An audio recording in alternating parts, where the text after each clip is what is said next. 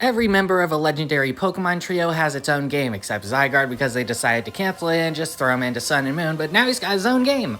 And with the release of Legends ZA, people's interest in Zygarde has returned. Especially mine because I love Cell vs Zygarde as a matchup.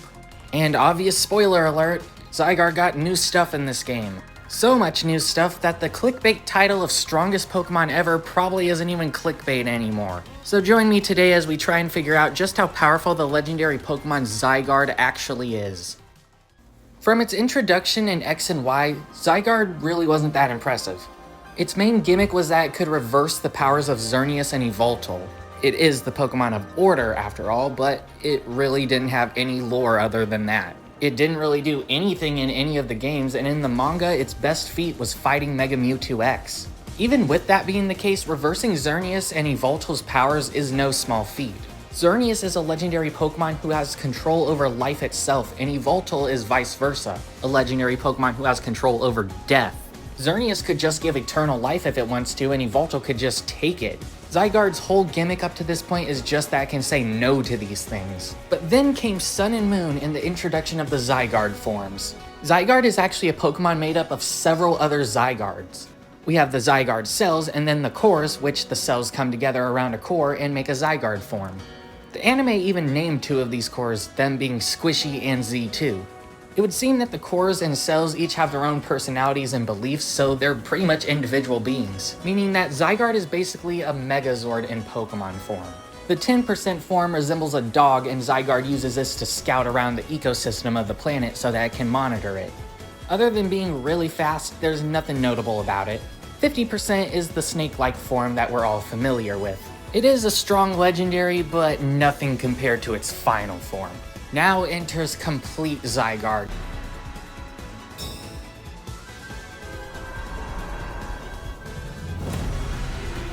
Zygarde with 100% of the Zygarde cells making up its body. Apparently there was a scrap plotline in Sun and Moon where this thing was actually going to fight Guzzlord, but that never came to fruition. But let's talk about what it has done. In the anime, Zygarde 100% fought off a modified ultimate weapon built by Lysander. In the Pokemon lore, the ultimate weapon was a weapon fired 3,000 years ago that birthed Mega Evolution. Its power source was the infinity energy of other Pokemon. Infinity energy is the natural energy given off by Pokemon, and when channeled in vast amounts, it allows you to do all sorts of stupid things. In Pokemon Omega Ruby and Alpha Sapphire, the Demon Corp was able to use infinity energy to rip open a hole in space-time. But also, 3,000 years ago, before AZ repurposed the device into an ultimate weapon of destruction, AZ was able to revive his dead Floette using the weapon. But it's also heavily implied that the ultimate weapon was powered by Yveltal and Xerneas as well, something that Lysander would later try to repeat in X and Y, which would allow the weapon to give everything around it eternal life or kill everything. After the events of Legends ZA, it may be that Pokemon X is the canon one though, seeing as Lysander is now immortal. But remember how I said that infinity energy could rip open a hole in space-time? It's implied in the Delta episode of Pokemon Oras that the firing of the ultimate weapon may have split the continuity of Pokemon entirely. We have one continuity where Mega Evolutions exist and one where it doesn't. We also know from Oras that every single Pokemon cartridge is its own self-contained universe. So the splitting continuity can actually explain the original versions of games like Ruby, Sapphire, and Emerald and Pokemon Oras. Both exist and aren't really remakes, they're just in different continuities. And the splitting of the continuity actually makes sense within the lore too. Remember that Demon Corp could use infinity energy to rip open a hole in space-time, and that's without using legendary Pokemon. But some people don't really buy this explanation because Xenia intentionally makes everything not comprehensible. Thanks for that. But if this is the case like I've argued, then that means that Zygarde is capable of matching something that can split time itself. But surely that's just a huge reach in logic, right? Let me introduce you to the Pokemon Adventures Zygarde. In Pokemon Adventures Sun and Moon, Zygarde shows up to fight Necrozma. Zygarde and Necrozma are about even throughout their entire fight, with Necrozma blowing apart Zygarde a few times, but him just reforming into his complete form over and over again. Zygarde manages to trap Necrozma so that he can be defeated, and puts up a better fight against Ultra Necrozma than literally anyone else could. For all purposes, Zygarde and Ultra Necrozma are evenly matched. So why is this all important? Let me tell you what Necrozma does. For starters, in its almost dying state, Necrozma absorbed all light in the entire galaxy where the Ultra Recon Squad lives. Well, maybe galaxy is too much of a stretch, but this does take place at least 1,000 years prior in the history of Pokemon. That means that in its dying state, Necrozma was capable of absorbing all light within 1,000 light-year radius. But this is base Necrozma. What about the Ultra Necrozma that Zygarde fought? To get into that, we need to know a little bit of lore about Ultra Necrozma. Necrozma is a Pokemon from Ultra Space that used its unending light to bring light to thousands, if not millions, of worlds and universes. It just traversed universe after universe after universe. That was until the Ultra Recon Squad did something to it because they got greedy and wanted more of infinite light, greedy little brats. And that ended up with Necrozma getting severely hurt after a piece of its body was removed. Thus is in the base dying form that we find it in the games now. Ultra Space itself is an extra-dimensional realm that spans the entire Pokemon cosmology, connecting every single alternate universe and timeline together. This is proven in Pokemon Ultra Sun and Ultra Moon, where alternate versions of evil team leaders come from universes where they've won. And the timeline part is confirmed via us finding an alternate version of Alola, one where Guzzlord has eaten pretty much the entire planet. More proof of Ultra Wormholes being able to connect to multiple places in time is from the evil team leaders themselves. Team Galactic Cyrus on Team Rainbow Rocket is from right when he made a new universe using Palkia or Dialga. However, Lysander is from right when he fired the ultimate weapon. In the mainline Pokemon game's timeline, these two events are 3 years apart, meaning that Cyrus could not be pulled from the same exact point in time that Lysander was. So now that we know all about Ultra Space, how does this relate to Necrozma's power? You see, Ultra Necrozma illuminated all of Ultra Space. And remember that Ultra Space connects to infinite timelines and universes. Necrozma was capable of illuminating all of it. Then we go back to the manga Necrozma, and manga Necrozma absorbed all of that light again. This would mean that Ultra Necrozma has infinite reach and speed.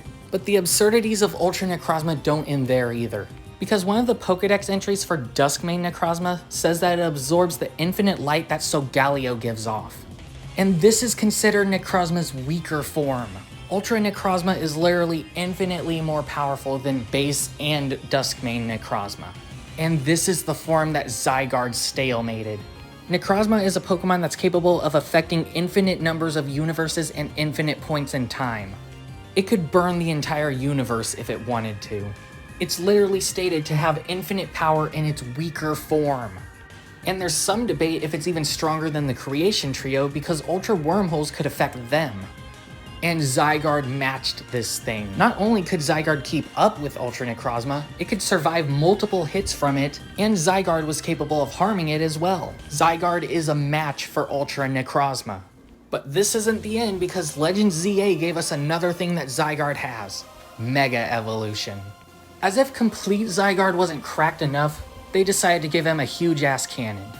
And not just a huge-ass cannon, they gave him the highest attacking stat ever in Pokemon. That's right, for all intents and purposes in the games at least, Zygarde is the strongest Pokemon ever. But it may have even borrowed something from Necrozma. When Mega Evolved, Zygarde's Core Enforcer turns into Nihilite. Pretty much the strongest attack ever because it's a Dragon-type move that has 200 base power, ignores all stat changes, and actually can hit fairies, which are immune to Dragon types. In the post-game, L even calls Nihilite akin to Z-moves. Z-moves are birthed by Ultra Necrozma's pieces that were scattered throughout the multiverse. It's also canon from Legend ZA that Zygarde went to Alola to reclaim its lost cells. And since we know from the Adventures manga that Zygarde is a match for Ultra Necrozma, it's not far-fetched at all to say that Zygarde may have actually had the power of Z-moves, be it from Necrozma or learning it in Alola. The fact that Nihilite is also light-based adds to this. Necrozma is the light Pokemon after all, and its attack is called Light That Burns the Sky. And in Japanese, Nihilite is light that returns everything to zero. Also, just for the fun of it, Light That Burns the Sky is called Heaven's Scorching Light of Destruction in Japanese. I don't know why Zygarde is getting so much stuff with Necrozma, but I am all for it. But we're still not done because Zygarde uses this new Mega Evolution and its new attack to match the power of Angie's Light of Ruin. Angie is a device made by AZ in the same way that he made the ultimate weapon before he turned it into a weapon. Going back to the ultimate weapon splitting the continuity, this would mean that Zygarde is capable of matching the ultimate weapon's power. This also potentially means that since the ultimate weapon birthed all Mega Evolutions sans Mega Rayquaza, Zygarde should be comparable if not superior to every single Mega Pokemon ever. That includes the like of Mega Mewtwo, or whatever busted Mega Pokemon we get in the future. The only reason Rayquaza isn't considered among all of the other Mega Pokemon is because the way it Mega Evolves wasn't reliant on the ultimate weapon. Rayquaza has its own special organ that allows it to Mega Evolve so long as it eats meteorites. And let's not forget that Zygarde passively makes Xerneas and Yveltal weaker by reversing their auras. And finally, if all of this isn't enough, Zygarde just has some of the most insane gimmicks to ever go into a Pokemon. The attack Core Enforcer suppresses the target's abilities as long as it hits them last. 1,000 Waves prevents the opponent from even escaping, something that he even does in the manga to stop Necrozma from moving. And 1,000 Arrows can hit enemies that are in the sky despite being a ground type move. It even forces them onto the ground so that they can't fly anymore. Even as just the cells and cores, Zygarde is already stupidly insane, because every single one of the cells and cores can telepathically communicate, meaning that each and every single one of the cells and cores could tell the others when they need to form Zygarde 100%. And they are stupidly fast, being able to go around the planet in mere fractions of a second. Hell, I wouldn't even doubt that they're as fast as Zygarde 100%. So with every single one of these considered, how powerful is Zygarde? It's capable of matching Ultra Necrozma, who has infinite speed, infinite range, and should be at least capable of destroying a universe. But we could get that even higher because Ultra Space is an extra dimensional place, and the fact that Necrozma is capable of affecting infinite multiverses and infinite timelines. Then we have the fact that Zygarde has total control over the Pokemon that embody the aspects of life and death in the universe. And then, thanks to Legend ZA, we have Zygarde matching the power of the ultimate weapon, which was capable of splitting the continuity of Pokemon entirely. At bare minimum, this would mean that Zygarde is 5-dimensional multiverse level in terms of power. And that's not considering the other intricacies of Pokemon's cosmology, like if Palkia and Dialga are lower than the Ultra Space extra dimension. Because if they are, then that means that Zygarde got even stronger just based off of that. Remember, Ultra Space was able to affect Palkia and Dialga somehow. And with Pokemon Legends ZA having DLC in the future and more than likely adding Mega Rayquaza, I can't wait to see if there's some plotline where Mega Rayquaza and Mega Zygarde actually fight. Because if you don't know, Mega Rayquaza literally bullies the Creation Trio in lore. Anyways, hope you enjoyed watching, thank you for watching, and remember to like the video so more people can see it, because YouTube doesn't like to recommend Pokemon videos. Bye!